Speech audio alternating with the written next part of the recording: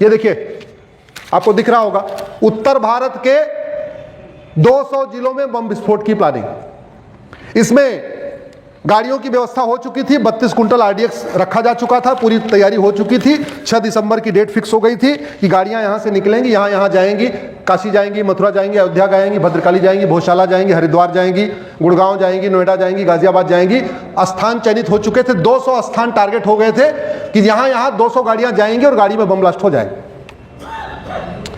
तो पहले अनपढ़ अनाड़ी गंवार गड़बड़ी कर रहे थे, 20, 25, 30, 40 साल वाले, फिर छोटे बच्चे करने लग गए, फिर थोड़ा और लेवल बढ़ा, सिपाही पकड़े गए, हवलदार पकड़े गए, लेखपाल पकड़े गए, पटवारी पकड़े गए, फिर थोड़ा और लेवल बढ़ा तो डॉक्टर पकड़े जाने लग गए, इंजीनियर पकड़े जाने लग गए, प्रोफेसर पकड़े जाने लग गए। अब बचा क्या है? अब एक तो ट्रेन का ड्राइवर बचा है कि किसी दिन ट्रेन ले जाए, दूसरी गाड़ी में ठोक दे, 2-3 हजार लोग जाए। किसी दिन पायलट रेडिकलाइज हो गया, अगर पायलट 300 लोगों को ले जाकर सीधे ठोक देगा। बस का ड्राइवर रेडिकलाइज हो जाएगा, 50-60 लोगों को मारेगा। हमारे माननीय सुप्रीम कोर्ट में हफ्ते में एक बार सामूहिक लंच करते हैं हमारे माननीय, जो हमारे 34 जज हैं। पता चला वो कुक रेडिकलाइज हो गया।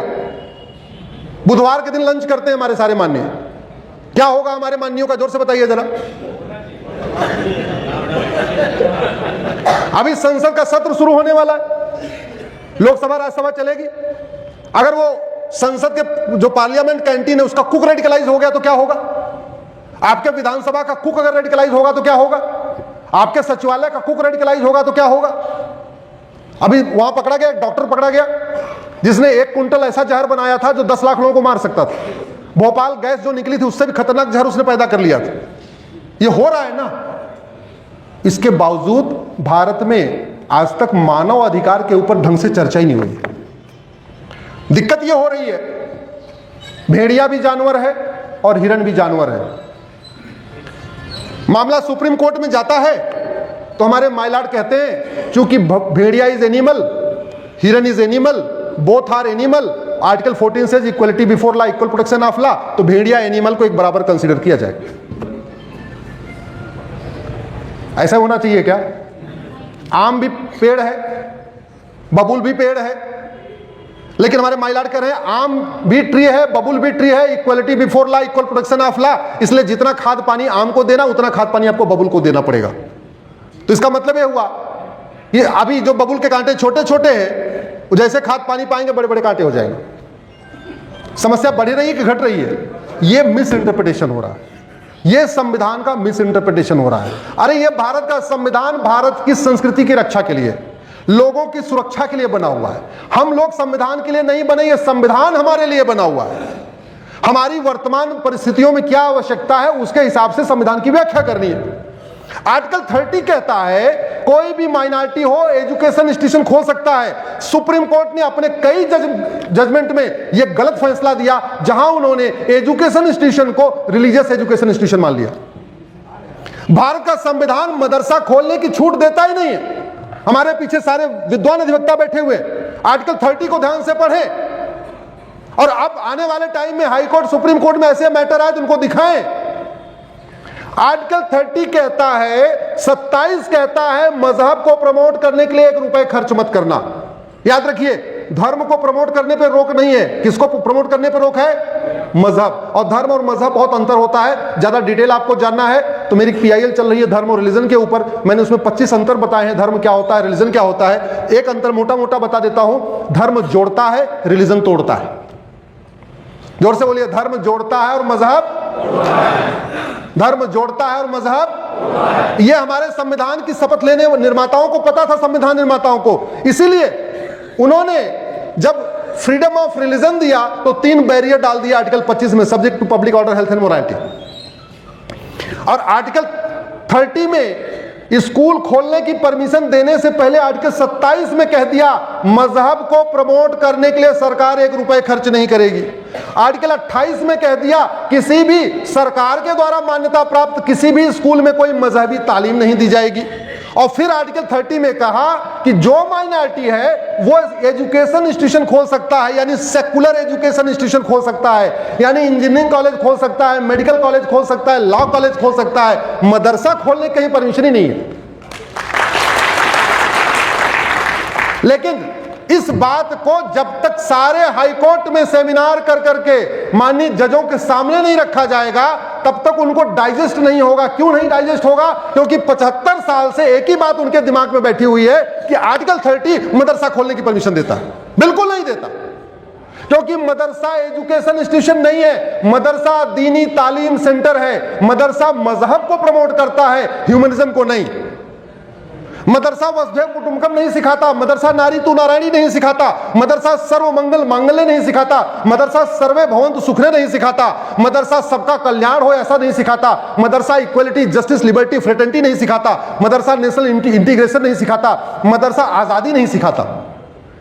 सच्चाई तो यह है, धर्म वसुधैव कुटुंबकम की बात करता है, मजहब कहता वसुधैव कुटुंबकम नहीं। जो हमारे में आ गए वो कुटुंब के हैं, नहीं तो नहीं। धर्म यूनिवर्सल ब्रदरहुड सिखाता है, मजहब ब्रदरहुड एमंग रिलीजन सिखाता है। यह अंतर है, लेकिन इसके ऊपर चर्चा नहीं हुई, इसलिए मैंने एक PIL फाइल किया कि सबसे पहले ये जो माइनॉरिटी कमीशन एक्ट बना हुआ है इसको खत्म किया जाए, माइनॉरिटी एजुकेशन एक्ट को खत्म किया जाए, और नहीं तो माइनॉरिटी को डिफाइन कर दिया जाए। पहली बात तो जब भारत का विभाजन मजहब के आधार पे हो गया, फिर मजहब के आधार पे नियम कानून चलना चाहिए क्या? जोर से बताइए जरा। ऐसे हरदोई की आवाज दिल्ली तक पहुंचनी चाहिए। मजहब, देश का विभाजन किस आधार पे हुआ? जोर से बोलिए। तो फिर मजहब के आधार पे नियम कानून चलना चाहिए क्या? मजहब के आधार पे आयोग और मंत्रालय चलना चाहिए क्या? मजहब के आधार पे बोर्ड और ट्रिब्यूनल चलना चाहिए क्या? मजहब के आधार पे लोन और वजीफा चलना चाहिए क्या? मजहब के आधार पे स्कूल और कॉलेज चलना चाहिए क्या? नहीं। अब समय आ गया है, अगर भारत को सुरक्षित करना है, आतंकवादी घटनाएं रोकनी है, धर्मांतरण रोकना है, बाकी समस्याएं रोकनी है, भारत को सुरक्षित बनाना है, नो माइनॉरिटी नो मेजॉरिटी, हम सब एक हैं, हम सब एक समान हैं, सबका DNA एक समान। अरे जब सबका DNA एक समान तो माइनॉरिटी मेजॉरिटी किस बात की? दूसरा,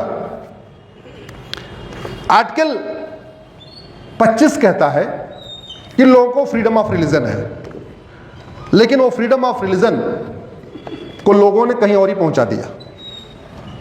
आर्टिकल 25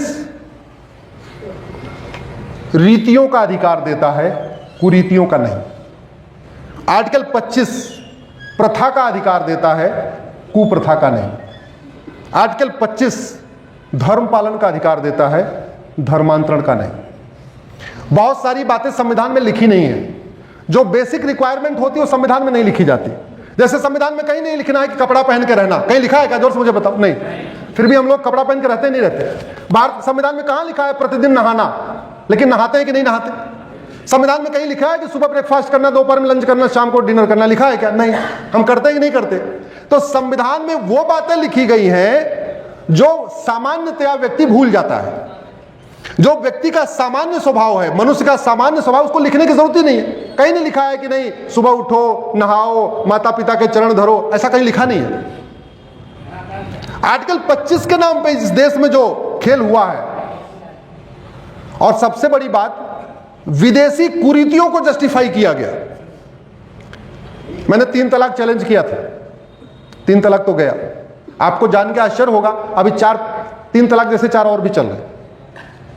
तलाके हसन चल रहा है, तलाके हसन चल रहा है, तलाके बाइन चल रहा है, तलाके किनाया चल रहा है। और इसको अनपढ़ अनाड़ी नहीं दे रहे हैं, पढ़े लिखे लोग भी दे रहे हैं। मुताह चल रहा है, मिस्यार चल रहा है, तहर्रुस चल रहा है, बाल विवाह बहुविवाह तो चल रहा है, जो चल ही रहा है। आपको जान के आश्चर्य होगा कि भारत में सबके लिए शादी विवाह की उम्र 18 और 21 है, लेकिन एक मजहब के लिए वो शादी विवाह की उम्र 9 साल है। ऐसी कुरीतियां चल रही है भारत में, और हम कहते हैं भारत स्वतंत्र हो गया। स्वतंत्र का मतलब क्या होता है? स्वतंत्र। जोर से बोलिए। स्वयं का अपना सिस्टम। 75 साल में कितने सिस्टम हमारे हो गए? जोर से बताइए। पुलिस सिस्टम हमारा है क्या? जुडिशियल सिस्टम हमारा है क्या? एडमिनिस्ट्रेटिव सिस्टम हमारा है क्या? टैक्स सिस्टम हमारा है क्या? इलेक्शन सिस्टम हमारा है क्या? नहीं। बाकी तो छोड़ो, वो जो हम लोग कोट में पहनते हैं, काली वाली कोट, वो हमारी है क्या? वो गाउन जो बुर्का पहनते हैं हमारा है क्या? नहीं। कुछ भी हमारा अपना नहीं। इस पे कौन लिखेगा, कौन बोलेगा? इस पे आपको बोलना पड़ेगा। ये मेरे पीछे जो वरिष्ठ अधिवक्ता जन बैठे हुए हैं, आपको लिखना पड़ेगा, आपको बोलना पड़ेगा। मैं सर को सुन रहा था, बड़े अच्छे विषय बताए उन्होंने। हमसे पहले जो वक्ता बोल रहे थे मैं सबका नोट कर रहा था। मेरा मानना है कि भारत में अध्यापक और अधिवक्ता ये चाह ले तो बहुत बड़ा बदलाव हो जाएगा, क्योंकि अध्यापक और अधिवक्ता ओपिनियन मेकर होते हैं। अध्यापक की बात और अधिवक्ता की बात को लोग बड़े ध्यान से सुनते हैं, पढ़ते हैं, लिखते हैं। तो मेरा आप लोगों से एक आग्रह है, आप में से कितने लोग सोशल मीडिया का उपयोग करते हैं? पीछे कर रहे हैं, जो नहीं कर रहे हैं वो करें,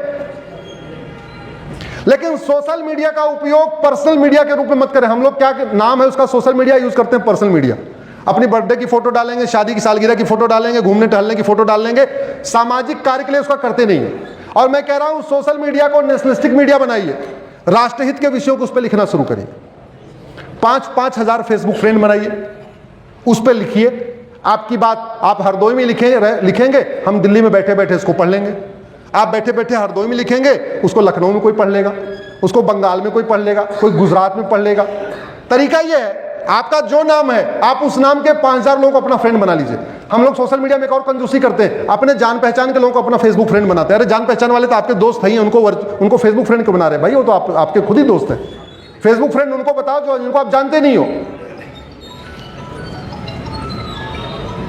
भाई यहां पे राहुल जी हैं, किधर गए राहुल जी? अच्छा पीछे खड़े हो जाइए राहुल जी।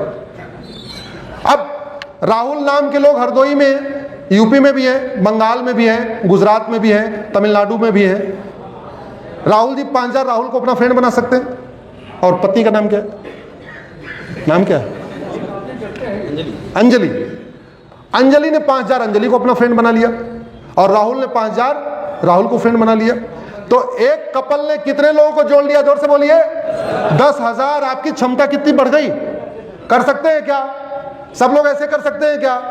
मैं कह रहा हूं अधिवक्ताओं की ये काम जरूर करना चाहिए, अध्यापकों के काम जरूर करना चाहिए, क्योंकि सच को सामने लाना है तो अध्यापक और अधिवक्ता आपको आगे आना पड़ेगा। मैं बात कर रहा था, बैठिए, मैं बात कर रहा था आर्टिकल 25 की। Article 25 subject to public order, health and morality है। आर्टिकल 25 रीतियों का अधिकार देता है, कुरीतियों का नहीं। आर्टिकल 25 आर्टिकल प्रथा का अधिकार देता है, कुप्रथा का नहीं। भारत का संविधान सच बोलने की आजादी देता है, झूठ बोलने की नहीं। भारत का संविधान जितनी भी आजादी देता है वो पॉजिटिव देता है कि नेगेटिव देता है? जोर से बोलिए जरा। भारत का संविधान भारत माता की जय कहने की आजादी देता है, या कितने अफजल मारोगे हर घर से अफजल निकलेगा? जोर से बोलिए जरा। भारत का संविधान वंदे मातरम गाने की आजादी देता है, कितने हिडमा मारोगे हर घर से हिडमा निकलेगा? लेकिन अब पुलिस पकड़ेगी, कल वो हिडमा वालों को पकड़ा है, वो दिल्ली वाला हिडमा गैंग आया था वहां पे प्रदर्शन करने, 20-22 को पकड़ के ले गए। जैसे मामला कोर्ट में जाएगा, जज साहब उसको बहुत लाइटली लेंगे। अच्छा क्या बोला? इतना ही तो बोला था, कितने हिडमा मारोगे हर घर से हिडमा निकले ना। ऐसे लोग चाहे वो भटक गए हैं या खुद भटकाए हुए हैं या जैसे भी हैं, ऐसे लोगों को जब कठोर दंड मिलेगा तब जाके आगे से कोई और कितने हिडमा मारोगे, कितने अफजल मारोगे, ये बात रुकेगी। अगर आपने उनको मानवाधिकार के नाम पे छूट दे दिया, लिबर्टी दे दिया, फिर आने वाले समय में समस्या रहेंगी। इसका उदाहरण मैं आपको देता हूं। चीन में आरडीएक्स पकड़ा जाता है क्या? जोर से बोलिए जरा। चीन में डॉक्टर आतंकवादी होता है क्या? चीन में कभी आपने सुना कि कोई चीन तेरे टुकड़े होंगे इंशाल्लाह इंशाल्लाह किसी ने गाया? चीन में किसी ने किसी की हिम्मत पड़ी कि चीन का हम चिकन ने काट के अलग कर देंगे? ऐसा किसी ने कहा क्या? नहीं। चीन में धर्मांतरण होता है क्या? चीन में कभी घुसपैठ की घटना सुनी क्या आपने? हमारे यहाँ 5 करोड़ आ गए, वहां तो 5 भी क्यों नहीं जा रहे भैया? क्यों? जब तक कानून का खौफ नहीं पैदा होगा तब तक देश सुरक्षित नहीं होगा। अब समय आ चुका है, माननीय प्रधानमंत्री जी ने धर्म ध्वजा भी फहरा दिया है, 5 जन का शंख भी कुरुक्षेत्र में बजा दिया है। गुरु तेग बहादुर जी का 350वां बलिदान दिवस हम लोग मना रहे हैं। अब समय आ गया है कि भारत की पुलिस व्यवस्था को दुनिया की सर्वोत्तम पुलिस व्यवस्था बनाई जाए, भारत की प्रशासनिक व्यवस्था को दुनिया की सर्वोत्तम प्रशासनिक व्यवस्था बनाएं, भारत की न्यायिक व्यवस्था को दुनिया की सर्वोत्तम न्यायिक व्यवस्था बनाएं, भारत की टैक्स व्यवस्था को दुनिया की सर्वोत्तम टैक्स व्यवस्था बनाएं, भारत में लव जिहाद, लैंड जिहाद, धर्मांतरण, घुसपैठ जो हो रहा है इसको रोकने के लिए कठोर कानून बनाएं, भारत में जस्टिस विद इन ईयर लागू करें। क्योंकि एक बात याद रखिएगा, जो काम हमारे पूर्वजों ने नहीं सोचा था वो सब हुआ। पिछले 2000 साल में भारत के 25 टुकड़े हो चुके हैं, पिछले 200 साल में भारत के 7 टुकड़े हो चुके हैं। दुर्योधन का ननिहाल जहां से माता गांधारी आई थी, अब अफगानिस्तान कहलाता है, न हिंदू है, न जैन है, न बौद्ध है, न सिख है। राजा भरत का ननिहाल जहां से माता कैकेयी आई थी, अब वो पाकिस्तान कहलाता है, न हिंदू बचे, न जैन बचे, न बौद्ध बचे, न सिख बचे। ईस्ट बंगाल जो बांग्लादेश बन गया, वहां की स्थिति आपको पता ही है। राजा रणजीत सिंह ने कभी सोचा नहीं था कि उनके पंजाब के 2 टुकड़े हो जाएंगे, हुए कि नहीं हुए? हुए। जो पंजाब हमारे भारत का हिस्सा बना, वहां हिंदू जैन बौद्ध सिख हैं, लेकिन जो पंजाब पाकिस्तान बन गया, वहां हिंदू जैन बौद्ध सिख बचे क्या? नहीं। राजा शशांक ने कभी सोचा नहीं था कि बंगाल के 2 टुकड़े होंगे, बंगाल के 2 टुकड़े हुए, ईस्ट बंगाल, वेस्ट बंगाल। जो बंगाल हमारे पास है वहां तो चलो फिर भी 70% बचे हुए हैं, जो बंगाल बांग्लादेश बन गया, वहां की क्या स्थिति देख रहे हैं। राजा हरि सिंह ने कभी सोचा नहीं होगा कि कश्मीर में नरसंहार होगा, हुआ कि नहीं हुआ? अच्छा, आज के कुछ दिन पहले तक आप लोगों ने सोचा था क्या कि गायनोलॉजिस्ट, रेडियोलॉजिस्ट, फिजिशियन, संत सर्जन भी आतंकवादी हो सकते हैं? सोचा था क्या आपने? जो नहीं सोचा था हो रहा है कि नहीं हो रहा है? तो आप 10 साल के बाद जो होने वाला है, आप जो नहीं सोच रहे हैं वो भी होगा। वो 10 साल के बाद जो चीजें होने वाली हैं वो न हो, उसी के लिए हम अध्यापकों को और खास तौर पे अधिवक्ताओं को, क्योंकि अध्यापक थोड़ा संविधान से दूर होते हैं, कानून से दूर होते हैं, लेकिन आप और हम तो डायरेक्टली इससे अटैच्ड हैं। भारत में प्रत्येक जिले में ऐसे सेमिनार, कॉन्क्लेव करके कार्यक्रम आयोजित करना पड़ेगा, मेमोरेंडम बनाना पड़ेगा, क्या क्या बदलाव होना चाहिए उसका एक बदलाव का ड्राफ्ट बनाना पड़ेगा। और अब चूंकि सड़क बहुत बन गई है, एयरपोर्ट बहुत बन गया है, विकास बहुत बन चुका है, अब समय आ गया है देश को सुरक्षित बनाने का।